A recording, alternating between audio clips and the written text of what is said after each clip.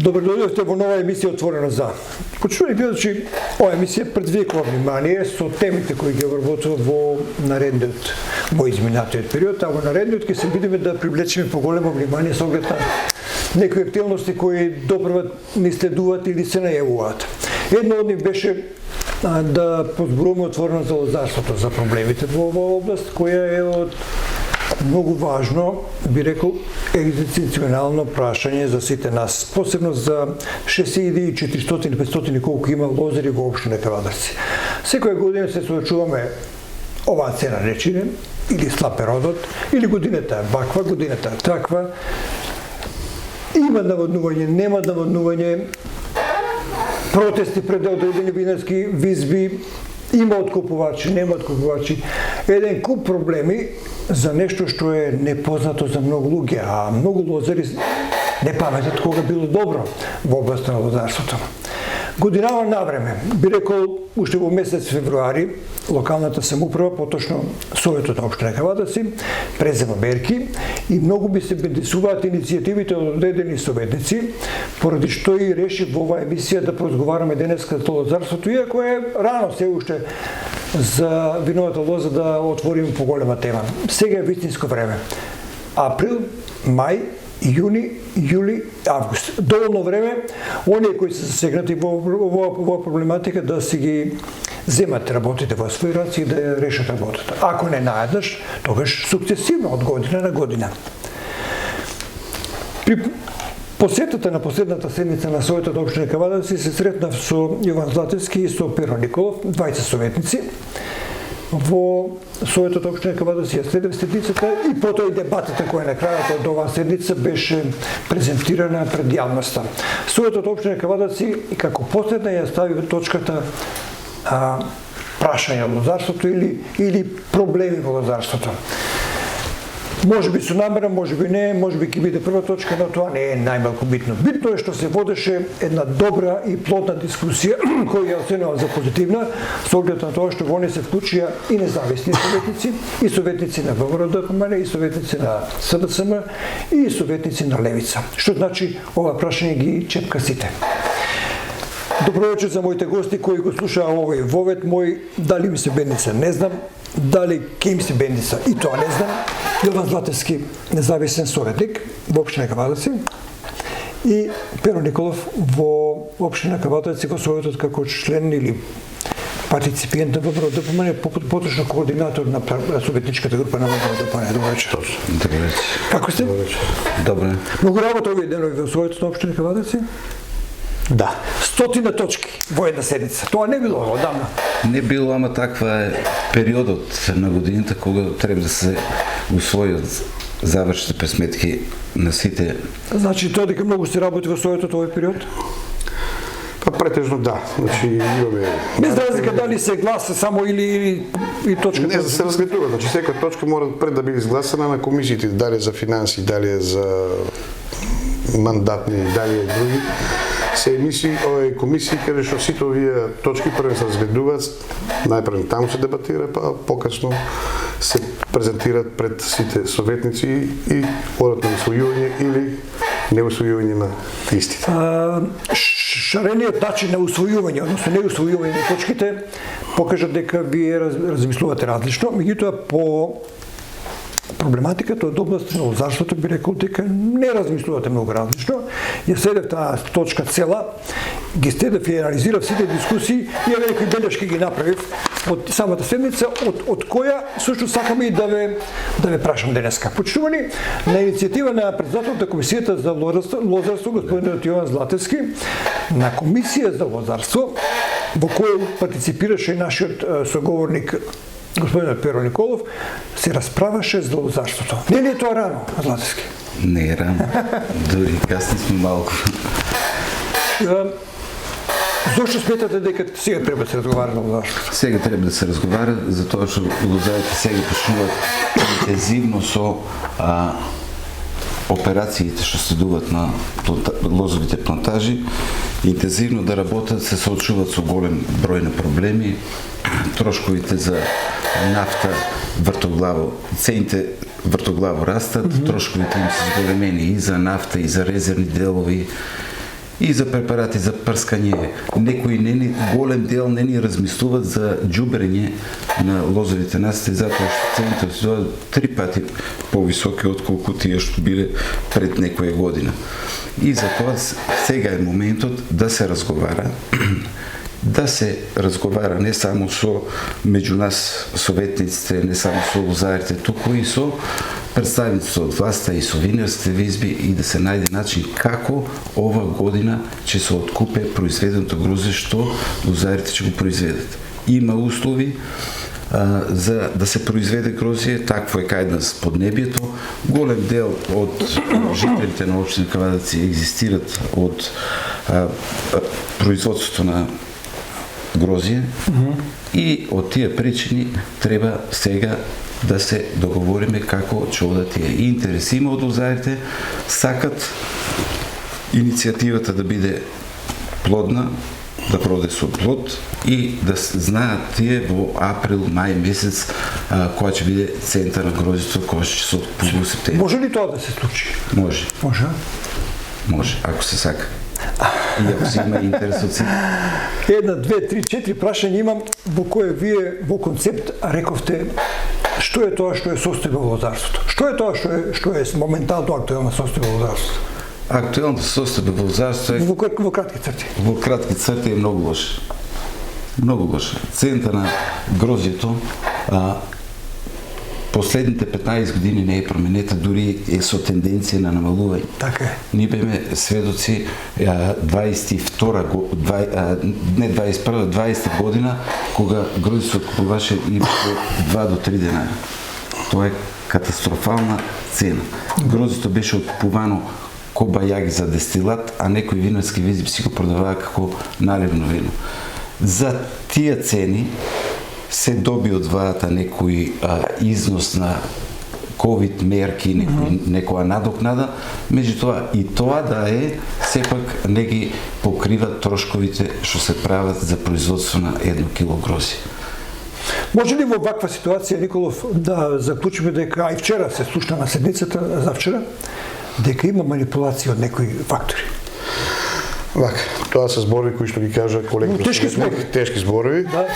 Дали има манипулација или нема манипулација, тоа ќе треба да го кажат одговорните институции кои се одговорни за таа работа, значи како се формира цената, што се формира цената, зошто не е повисока цената и така натаму. Меѓутоа, можам со сигурност да кажам дека можеме и сакаме, имаме добра желба, сите овие проблеми да бидат надминати.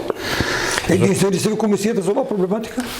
Не, имаме 5 члена комисијата. Не, дали имате и став? Да, сите, значи сите 5 члена комисијата, па ако се вземи седницата вчера, значи буквално сите советници го има истиот став дека ситуацијата со лозарството мора да се биде на повисоко ниво, да се подобре, да се среде, за да ги немаме оние хаотични откупи, купуваме па не купуваме, па сакаме грозје со 19 малигани, па сакаме со 27 малиган.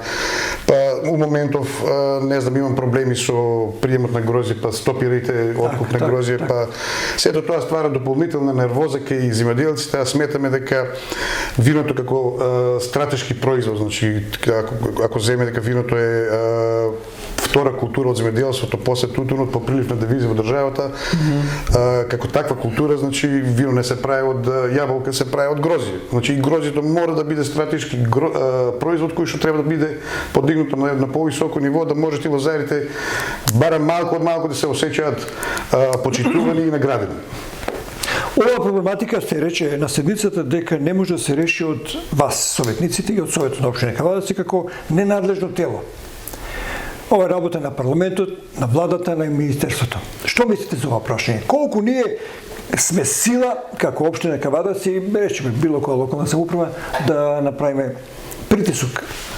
По мене, мислам дека има 3 заинтересирани странки у оваа ситуација. Заинтересирани. Многу важно зборче.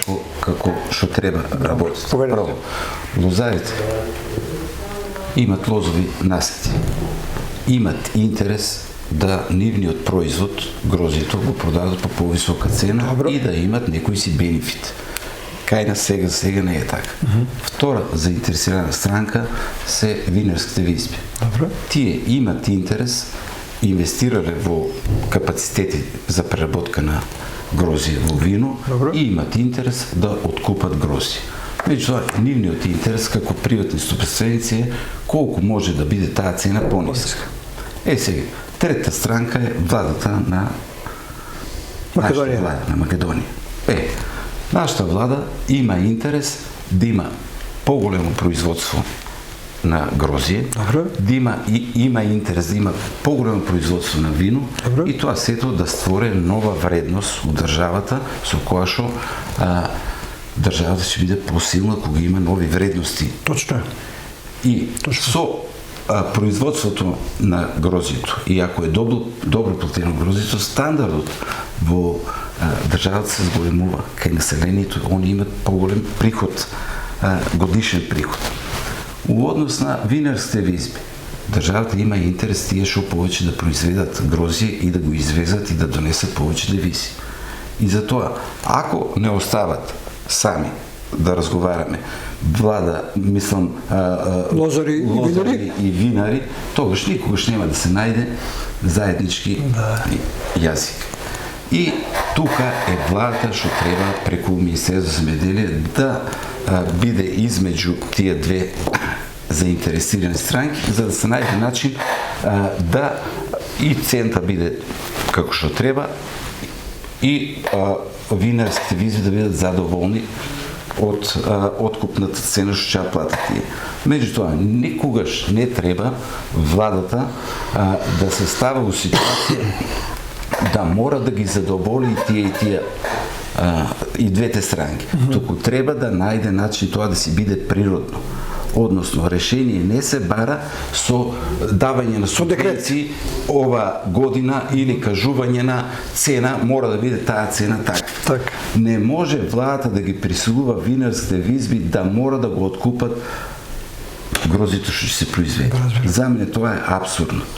Тие се приватни фирми и јас имам приватна фирма и не би се сложил некој да ми вика мора ти да го откупиш. Со твој капитал? Со мој капитал мора да го откупиш и мора по таа цена да го откупиш. Тука треба да бидат пазарните критериуми запазени и владата мора да изнајде начин да го прави оваа гранка. Има примери од соседството, има примери од у светот каде што е исто лозарството е голема значајна земјоделска гранка. Сега винарите и лозарите се гледат еден према друг како сакат да се како спротивставени страни. Кои се тие механизми, Никола, што може да по-безболно влезат во процедура и бидат практични мерки? Вака, според мене, јас и на својот го кажав, сметам дека треба се формира некој си регулаторно тело или тело кој што врши проценка за формирање на производна цена на грозието. Секако година се одредува таа цена? Не, затоа што немаме тоа тело. Значи немаме такво тело и немаме такво. Значи во моментов кога се прави за производна цена на грозието, се седнува помеѓу винарите и земјоделците, едните критикуваат дека е висока цената на грозието, дека производна цена на грозието е пониска, другите кажуваат дека е повисока. И тоа натегање на околу производната цена е секогаш помеѓу лозарите и винарите и не би сакал да продолжи таквата работа, затоа и иницииравме да има информација за земјоделството на Советот преку Комисијата за земјоделство. Значи, тело кое што реално ќе се гледа цените, пазарните цени на набавка на репроматеријали потребни за производство на лозарско производство, па нека биде и за другите култури. Каде што ќе се каже дека минималната цена за производство на 1 килограм грозие со амортизација на лозовиот назад, или треба да го обновиме, или имаме трошици, реални трошици кои што влегуваат во производството на грозие, и дека 1 килограм грозие треба да биде 15 денари, 10 денари, 9 денари. Таа е производна цена без профит. Покасно профитот дали ќе биде денар, 2, 3, 5, тоа ќе зависи значи и од квалитетот на самото грозие. Меѓутоа, ако збориме за квалитет на грозие, значи до сега имаме и неквалитетно грозие, ама не секогаш влијаат тука и земјоделците. Значи треба да ги земеме понекогаш и макро и микроклиматските фактори на регионов. Така да може да се деси да имаме прекрасна климатски фактори, меѓутоа да имаме и лош квалитет на грозде, заради тоа што лошо го изменаџирал земјоделецот или да се јаде и обрат. Како што 19 и 20 година беа лоши, ако Да, ако спомнеме за 20, добри услови. 20 година, ако ја спомнеме, значи тука имаше и лоша година. Да, и други фактори. И други фактори кои што влијае. Меѓутоа не секогаш беше пресудно дека баш тоа, затоа што имаше и квалитетно грозде кои што отиде под со неквалитетно. Отиде. Не би сакал да биде тоа, затоа што ние стварно произведуваме квалитетно грозде. Има и, значи, не сега да збориме дека нема неквалитетно грозде, меѓутоа тоа да се биде нешто друго, одвоено од ова квалитетно. Зошто да не направиме од квалитетното грозде добро вино, да го пласираме на пазарите и да имаме повторен прилив на девизи во нашата држава? Значи ние Златевски можеме да ја подкрепиме таа цена на грозјето да биде вкалкулирана во производната цена на виното, така? Тоа што е вишок, тоа што е не во моментот премногу произведено, да го ставиме во дестилерија и подоцна кога има добра цена да го тоа преработиме. Така некако го сватив и градоначалникот во своите заклучоци. Да. Што мислите вие? Затоа јас викам секогаш има излез ако се сака и ако се може. Па дури да биде продадена и на винарите. Да се купат од дестилатот. Помен. Владата е таа што треба да каже. Има ова година, да речеме, 100 милиона килограма грозје. Добро. Што го очекуваме да се произведе. Нека е 90 век, таа нивна оцека нека се... Во законот за вино е наведено дека винарските визби се должни до 31 март да кажат која количина на грозје ќе откупат у таа винска година. Добро. Тогаш, кога они ќе кажат некоја количина од 56 милиона килограма, а ние очекуваме 100 милиона или 120 милиона килограма на ниво на Македонија, тогаш владата не треба да ги присилува нив, туку има начини. Право, имаме винарски визби кои што се подстечи, имат капацитети неискористени. Владата е таа, Министерство за земјоделие, тоа што треба да ги викне стечените управници на тие фирми и да му каже дали сакаш ти наредните 3-4 месеци да добириш некоја надокнада за да подмириш дел од трошковите на стечените поставка и тие капацитети да се искористат за прифаќање на тие количини. Второ, да се разговара со сите земји што не обкружуваат за да се дозволе извоз ако имаме поголема произведена количина. Се случува и тоа. И за тоа ќе добиеме девизи во државата. Уделот на у овој дел, ако нашата држава се ги применува истите мерки према у случајот со војната помеѓу Русија и Украина, према истите мерки што ги применува Европската унија према Русија и ние се солидаризираме со Европската унија. Дајте сега нашата држава нека побара од Европската унија обештетување.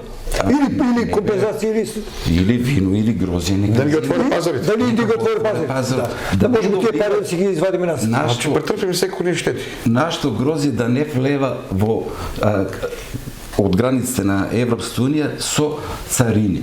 Туку тоа да биде ослободено. Не само за грозје, и за другите производи, кај не си имаме и праски, и јаболка и се. Ако веќе не одиме на рускиот пазар, Европа, ние сме се солидаризирале со неја, дај сега она нека ни помогне во овој дел. Трета работа. Грантови за изградба на винарски визби, мини винарски визби. Што тоа помага да вкупите? Ама сепак помага. Вака, значи ако се направат во регионите како што се во Италија, во Франција, семени винари, не една, 2, 3, 10, 100, 200, значи секој ќе се води грижа да ќе продаде своето вино. Ама тоа грозје не излева на пазарот. Значи го немаме како тако, значи ако ние имаме 50 такви мини винари кои ќе откупат не повеќе, нека бидат по 50.000 килограми, се 2,5 милиона. Ама многу значи ако кавадарци тоа не биде оптеретување на купниот откуп. Значи имаме неготино кавадарци, Димиткапија, значи ќе се јават и такви луѓе кои што се сакат пример во Скопје да се отвори винарија да се купува суровина од теквешкиот регион. Како што сега прават некои. Да. Така да драстично ќе се намале понудата на суровина од грозје на пазарот. А колку може да помогне дестилеријата? Дестилеријата може да помогне многу. Вие рековте, Многу, значи го имаме како таков проект, даден е за реализација, значи може да помогне многу во тој дел каде што вишокот на грозје ќе биде произведен во таа дестилерија, ќе биде преработен и тој дестилат стое. Што е тоа? Богатство. Тоа е како да имаш резерви на злато. Значи во секој момент Тоа шира, ферментиране или ставена во состојба на алкохол. Преработена во алкохол. Преработена. Зашто може да го користи? Секаде. Фармацевтска индустрија, козметичка индустрија, медицина, секаде. Значи нема некој што не може да се. По Македонија се има за производство на алкохол. Сега за сега немам информации, меѓутоа зошто да не бидеме и први. Тоа е добар капацитет за многу и за медицински потреби. Секаде. Може да се прави вино и ракија подоцна од него? Ракија може да. А вино не. Вино не. А ракија може да се прави. Добро. Само уште нешто. Поведете, не сме завршили. Дестилацијата. Секој што има поголеми површини, од да речеме 1 хектар, има 2, 3, 5 хектара лозов нас. Кај секој се јавува разлика у шеќерноста на грозето од едниот до другиот крај. Така е. Така не викаме, дека не биде кај секој, ама 16 до 23, 4 така. Се случува тоа. И сега, ние прво треба да водиме сметка како лозаропроизводители за квалитетот на грозето.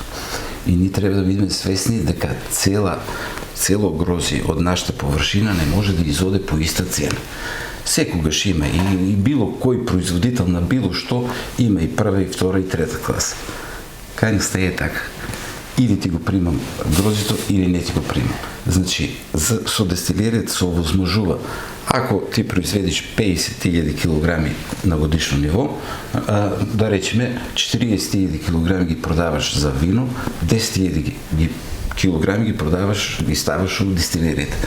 Тоа е тоа растеретувањето, задобивањето и поквалитетни вина и нема ли да се налутат или да замерат земјоделците на таа, би рекол, диференцијација? Не. И у квалитетото по оваа цена или по благото, по таа цена и така.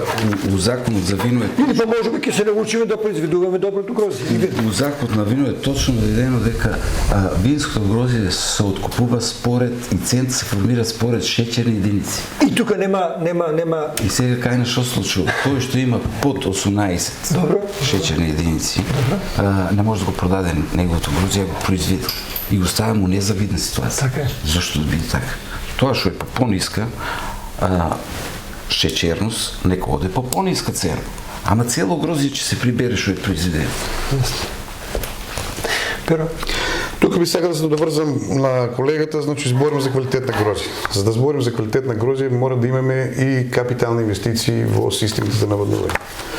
Така, тоа прашање го напоменавте вчера, тоа завчера, Значи ние не може да збориме за квалитетно грозје кој се произведе, а нема, значи гледаме дека климатските услови се драстично сменети, значи имаме температури над 40 и кусор степени на отворено, а немаме систем за наводнување да може да ги покрие. Значи ние имаме согласно ланската година имаме огромни штети претрпен постап на суша. Дури обештетување владата бараме за. И сега на таквото работење добро е што локалната самоуправа тогаш испадна во пресрет на лозарите, се направи една процена на штета која што е ставена во елаборат. Мислам да се сеќавам дека беше околу 1100-1200 корисници, кои што ги пријавиле своите штети, изготвен елаборат, направена е процена на штети и е доставена до владата за да се исплате. Па би сакал тук да дадам еден апел, значи лани ништо не набра од сушата, немат никакви приходи, само трошоци имат, имаме штети. Час поскоро да се исплатат тие средства на лозарите, да можат, ако ништо друго оваа година, да имат барам каква таква мала појдовна точка финансиска, за да можат да кренат со работа. Збориме економска криза, збориме финансиска криза, збориме ковид криза, збориме енергетска криза. Цените на нафтата ни отидоа во плафон и сега од лани претрпени штети, втор пат тешко дека ќе може земјоделецот да покрене понатаму некоја активност доколку нема некоја си финансиска инкам во неговото работа. Ланската година пред Тиквеш, винарската визба имаше немири. Тоа беше август-септември, дека беше. А на вчерашната седница чув зборче манипулација, што многу ме заинтересира. Можеме ли тоа да го објасниме пред јавноста Како се врши манипулација со цените од винарските визби? Гледай сега, ја не сакам да навлевам. Не навлегувам. Станал тој инцидент. Не за инцидентот не сакам да зборувам. Него што е тоа што може да ја руши цената на грозето? Така. Цената на грозето може да руши квалитетот и притискот што го прави владата врз винарските визби. И тогаш се ствара една ароганција од страна на винарските визби. И тоа почне и ја злоупотребува таа привилегирана состојба што имат тој месец дена, да ме каже ја морам да завршам работа, мене ми велат од владата мора да го откупиме гроздото. Го откупувам, ама под овие услови. Се ствара некоја ароганција и се ствара тие проблеми. Не може, барем ја затоа не сакам да навлевам, ако се кажал 19 и 20 шеќерни единици да се откупи и нека биде толку. И се случувало, барем така некој кажува, там не сакам да зборувам за тоа, договорено е по таа шеќерност да се донесе гроздото, па не било примено, утре се менја границата. Затоа јас сакам секој да си биде комотен, тоа е свечен чин, кога иде грозје брање, треба сите да бидеме среќни, задоволни. Јас потекнувам од земјоделска фамилија, татко ми беше многу среќен кога идеше време гроздото се бере, па после ви каже наручок сите не собира, што сме биле на грозје брање, ја ако сум бил мал, сум бил задоволен. Го паметиш тоа уште. Паметам тоа, а сега луѓето се нервозни кога иде грозје брање и они нервозни се апчиња пијат по една рака за да отидат, не можат аргати да обезбедат за бербата на гроздото, не можат, не знаат кај да го дадат, мерат шеќерни единици, не му испаѓа толку. Прва работа е таа, мора ние како лозари да обрнеме внимание на квалитетот и да бидеме растеретени уделот на продажбата. За тие квалитет е таа цена, ако произведам неквалитет, да бидам свесен дека ќе земам многу помалку од тоа што произведам квалитет. За мене е нелогично, ако ја берам, и ја толку берам, околу 1400-500 кг од декар, некој со истата декаража бере по 3-4 илјади. Сега треба сите отворено да си кажеме. Ја не сум за да ги обвинуваме само винарските визби. Ајде, воли в кривица. Ама треба и најпрве да бидеме само критични и да речеме, ние произведуваме квалитет, винарските визби да си признаат кај му се маните и недостатоците, а владата е таа што ќе даде колосек. Со изготвување на нов закон за вино, каде што се опфанат сите недоследности што ги покажа последниот закон за вино, кој што сега се уште актуелен. Има нацрт закон, се спрема, треба да се запознаеме со тие што е опфанато во тие новиот закон за вино и затоа баравме со заклучок што го донесовме и на комисијата и на собранието, на советот пред некој ден, да се сретнеме, да разговараме и да бидеме партнери у тие однос, за да створиме и повисок стандард на лозарите и поголем приход на државата од производството. Градоначалникот во своите заклучоци и во своите дискусии многу не се разликуваше од вашите ставови за оваа проблематика и предлагам сега да ги чуеме неговите размислувања за оваа проблематика. 40 години општина Кавадарци го решава лозарство, никој да го реши. И јас бев оптимист дека може да го решиме и нема да се откажеме од таа оптимистичка мисла дека можеме да го решиме. Направивме доволно анализи. Последниве 2 години анализираме колку пари е килограм грозје во Србија, во Република Српска, во Босна и Херцеговина, во Црна Гора и ги знаеме цените на грозјето. Законот за лозарство и винарство е добар закон кој што треба можеби да се дополне по иницијатива на земјоделците и никако засегнати странки у делот на лозаропроизводителство, одгледување на грозја. И ја лично поседувам 90 хектара лозја, знам како изгледа тоа и знам дека математите се недоволни и дори некои години сме во загуба со производство на грозја. Мојот комплетен заклучок нема да го кријам и нема да се додворувам на никој, ќе го кажам у кратки црти. Во еден момент решувањето со лозарство тргна во добар правец. Добриот правец беше тоа што владата, заедно со Министерството за труд и социјална политика, со целокупниот совет од општина Кавадарци, успеа да издвоја средства, мислам че најде околу 2,4 милиони евра, целокупниот заостанат долг од ликвидираните или постапки за ликвидирани компании, тоа беа Поврдарие, тоа беше Стефани Винари, се исплатат како надомест на лозаропроизводителите. Тоа беше добриот почеток за отпочнување на исплата на старите долгови и тргање на таа болка на лозарите кој што ја има во себе на вложени средства на земјоделски производ со дадени субвенции, да останеш на крајот без пари, кој што нема никаква логика у цела работа. Вториот момент беше добро 2017 према 2018, односно реколт на 2018 година. Постигнавме цена и од 15 денара за килограм вранец, ама не знаечи дека тоа ни го прават винарските визби, дека има недостаток на гроси. Со таа цена постигнување, ние мислевме дека таа цена ќе ја задржиме и ќе одиме само нагоре со цените, пак ќе се согласам тука и со советничката, веса дека во рамките на барањето на нормални граници на цената на грозите. Меѓутоа 2019 година и 2020 имавме прилично лоша година за производството на грозија, една врнежлива година со многу болести, со многу лош квалитет на грозјето, со малку малигани. Еве само еден пример, просечните малигани на вранецот, кој што е доминантен во производството на грозија, изнесуваше околу 15-16 малигани. И тука цената се спушти на едно многу ниско ниво, плюс ковид мерките, плюс ситуацијата од пандемијата, и владата барече алтернатива заедно со Министерството и ние како локална самоуправа бевме вклучени во преговорите и разговорите, се најде начин да се земе дел од грозјето за производство на дестилат.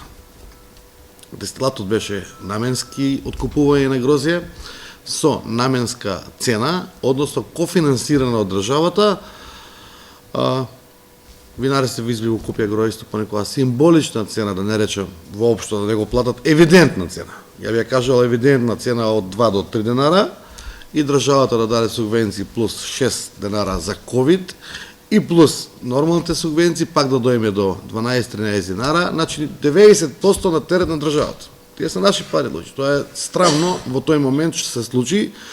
Ако се исполнеше обврската од винарските визби, што го откупија грозјето, лажејќи не нас како лозаропроизводители, дека од оваа грозје вино не се прави, мора да оде за дестилат, и тоа беше условот, да го направеа дестилат во тој момент грозјето и да го имавме како дестилат и да го извезеа како дестилат, ние не може да имаме проблеми 21 година. Меѓутоа, дел од тие винарски визби кои што го откупија за дестилат, неконтролирано од Министерството, од инспекторатот го преработија во наливно вино и го извезеа како вино. Приватни се компаниите за откупување на грозје, факт, точно. Државен капацитет немаме. Имаме државни побарувања по однос на исплатени средства на лозаропроизводители кои што имаат долгови во Стефани, кои што имаат долгови во Поврдарие. Ми се чини дека Поврдарие и повеќе од 30-40% има собственост државата во целокупната стечена маса како побарување по основ на различни оврски према државата. Како заклучок од цела ситуација, личен заклучок, кој што би ви го предложил и вам, да не се поентираме и препокуваме и надмудруваме на грб на лозарите.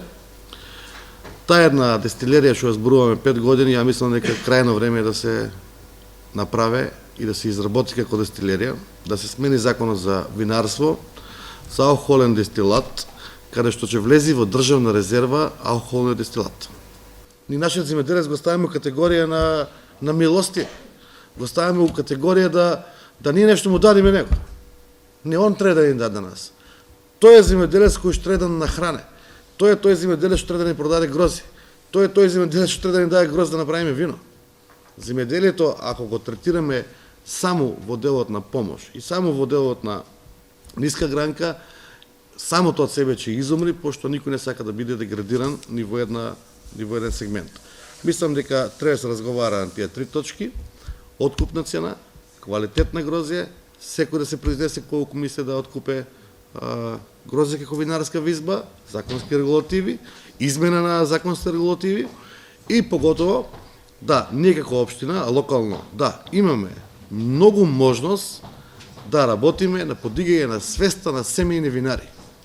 Семејните винари учествуваат со многу мал процент во производството и продажба на вино.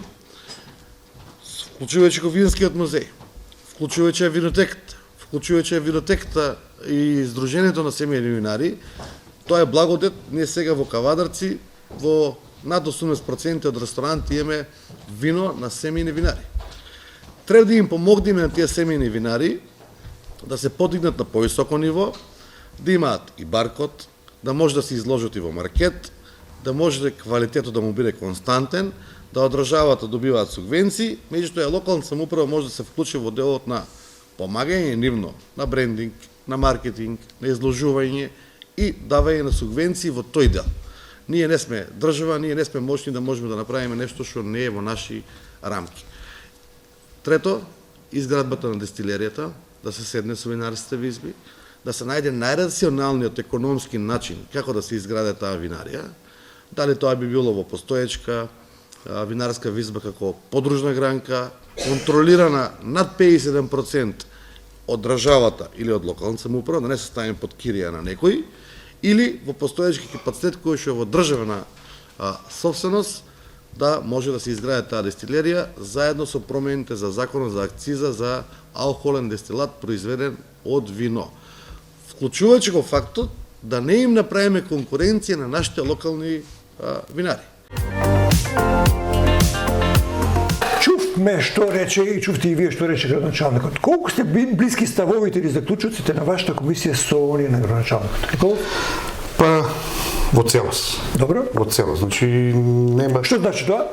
Тоа значи дека сето оно што беше спомнато, значи од страна и од градоначалникот и од советниците на ВАК-то беше сето во интерес на граѓаните на општина Кавадарци. Можам да кажам дека еве ние не само што сме избрани од граѓаните, него сме на вистина фокусирани да можеме на овие луѓе да им помогнеме. Значи тоа значи дека во цело се поддржавам идејата да се направи таа дестилерија час поскоро. Не очекувам дека може да искористиме повредарија некој капацитет факуспа да ве прашам. Не, више некој готов капацитет. Мислам дека повардари и таквите капацитети кои што ги има оставено на завод на Заборов, потешко да ги рестартираш и повеќе финансиски кошта. Толку не прашам повеќе. Да изградиме комплетно нова, современа, со помал, кој што ќе биде попрофитабилно, односно ќе има помали трошоци на производство во споредба со претходно. Се извинам за ова дека ќе избориме нова работа. Записки? И така. Ова многу тешка проблематика.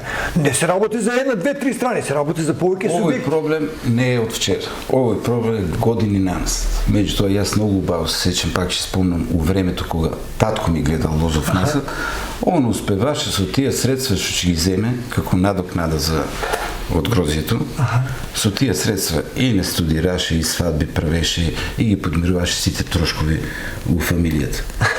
А сега мене ми е нелогично. Ако он тогаш гледал 9 декара, немаше ни 1 хектар лозов насад, и имаше да остане за подмирување на другите трошки, па дури нешто да се обнова у куќата.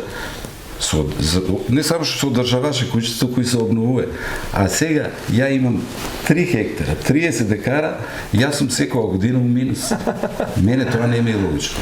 И значи проблемот не потекнува од пред некој ден, потекнува поодамна, меѓутоа треба студиозно да му се пристапе, без никој да се навреди. Без никакви навреди, ама да седнеме на маса коректно, со искрени желби да се реши проблемот. Без некои други подмолни работи што би се правели у тие преговори. Честно, искрено и во функција резултатот што ќе добие да биде во интерес на граѓаните и на општината и на државата. Една дигресија во овој муабет, вчера чув и многу ми се бендиса ставот на одредени држави во Европа, во кои за да го заштитат земјоделецот, лозарот, му забрануваат на производителот или го ограничуваат производителот на лозија, се мисли на винарските куќи, кои во Македонија веќе почнат да подигаат своји лозови површини со цел да го заштитат имотот на земјоделецот, на винарите, на лозарите. Може ли вакво чудо да се направи во Македонија со оглед на тоа што масовна е појавата на подигање на нови лозови плантажи на винарските визби кои значат алфа и омега во Македонија во овој бизнис, за да го заштитиме земјоделецот, вас и другите? Може. Ево како дискусија. Ние се сечеме, Марин, кога ти беше агрокомбинат најголем на ниво на Југославија. Така? Се донесили закон да се поделе сектор еден, сектор друг. И ова се прави со закон. Ако со закон така се донесе, то Во Франција е овој случај, во Франција. винарски визби или треба да ги зголемат производните За капацитети, дејноста што се бават. или пак треба да и намалат површините под лозов нас. Се се решава, ако се сака. Никола, вие долго време сте во Значи, земјоделието. не сум за да немат. Да имат. Да имат, меѓутоа да му биде ограничен.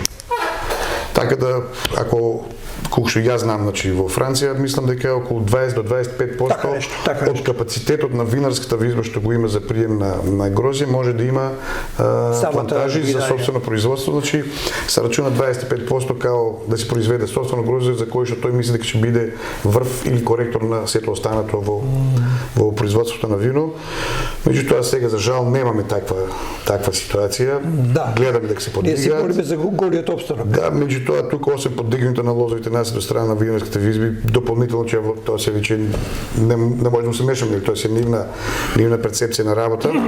Меѓутоа дополнително ни се јавува состојбата во лозарството, колку што повеќе се влошува, Добре. толку помалку се младите луѓе одлучуваат. И тоа е точно, и тоа е вистина. Значи тука Тоа е вистина. комплетно ќе умриме една гранка доколку хитно не се преземат мерки. Не зборам дека од денеска и утре ќе биде лозарството перфектно. Да. Меѓутоа, дај да почнеме сукцесивно да ги решаваме сите проблеми.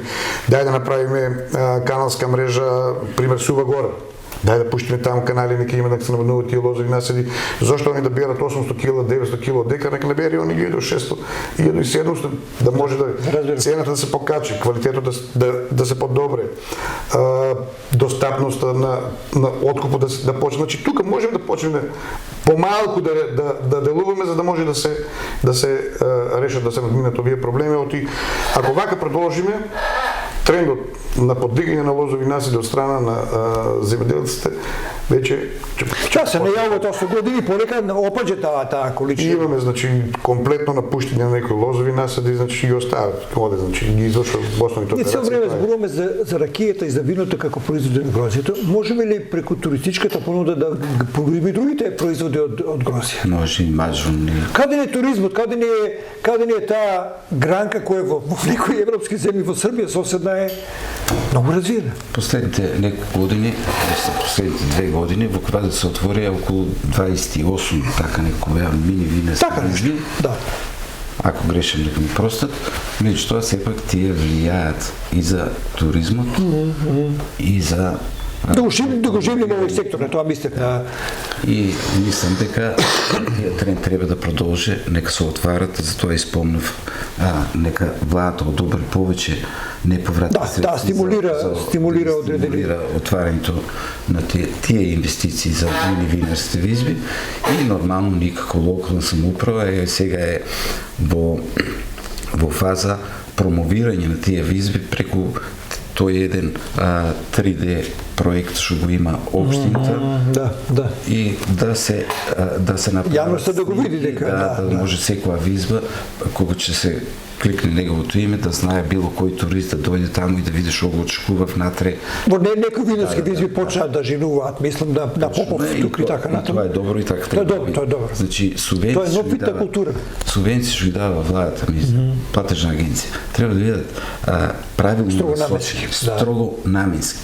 Мене не можам да согласам со тоа дека владата дала субвенции и сега можете ви сега сето е завршено. Не така. Треба да се реши тие проблеми. А субвенции ниту взимале моите родители и вашите, никој тогаш не взимаше. Да, во ваше време не сте взимале. Убаво се живееш. Значи, нека се ставе околу се ова гранка и ќе не биде на сите подобро. А субвенции нека се дават у случаи како што колегата Николов рече, имало мрзнење, имало суша, имало поплави. Тогаш нека му се даде помош на тие што се стварно оштетени. Имаме април, мај, јуни, јули и август. Ќе успееме ли во ова работа? Сметам дека ако не почнеме, нема да успееме. Па дури да почнеме оваа година, в година да успееме, добро. Мислам дека ќе вродат овие дискусии, овие дебати, овие емисии ќе вродат со плод, каде што ако од сега почнеме нели да ги анимираме измеделците и винарите да седнат конечно малку порано сето тоа да го ворат. Знаем дека секој си има своја страна нели. Така. И винарите треба да пасираат и измеделците треба да произведат.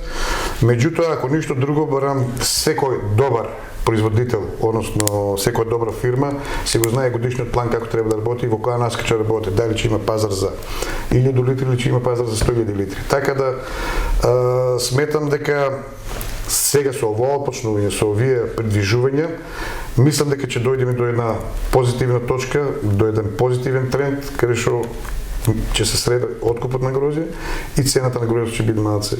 Ќе бидат догодени 6.500 земјоделци лозари, ако успеете во оваа работа. А тие што викате вие само апчиња пред бербата, нема ни една фаца весела не може да видиш. Нема весела фаца. Не беше така. Не беше така. Не беше така за мене како беше. Јас нема да бидам задоволен ако само ова година се најде начин и како да се задоволат потребите на лозарите. Јас сакам да се изнајде трајно решение на овој проблем за и моите или деца или внуци да се знаат дали да одгледуваат или да го се одлучат да се крчат лозовите насади и готово. Зошто државата јас спомнав на Советот 11 милиона евра се дадени за субвенции за одржавка на лозов насад за цел Македонија. Така. Околу 5 милиона евра платежна агенција исплати на лозарите по основ на оние ковид мерите. Се откупило 2 денара плюс уште 4-8 колку беа тие денара му се даде на земјоделие. Не е целта ни да трошиме пари од буџетот за моментално без никаков развој, односно решавање на одредени прашања. Нема да видам среќен. Така е. Сум го обрал гројство, нема да видам среќен, како што беше веќе дискутираме претходните години. Зошто тогаш денеска? Човекот јаде 3 пати у денот. Лозарство не е само за ти една година да го завршиш. Тоа е долгогодишна култура, треба да се најде начин како има можност, треба разговор и никој не би го прифатил тоа дека 6500 лозари ќе бидат задоволни. Ја не сакам некој да биде задоволен, па винарските везби да не колнат незадоволни. Јас сакам, пак ќе повторам, сум среќен ако во нашата општина има не само да ги форсираме малите, да ги подпомагаме и големите. Да, бидејќи тие дечата поинаку не се наши непријатели. Туку треба да се седне, да се разговара и на еден фер однос, да се регулира таа бизнис релација купо-продажбата на гројство. Ви бевте добри соговорници. Оваа тема само ја почнавме, наредните месеци ветувам дека ќе имаме дискусија за ова прашање.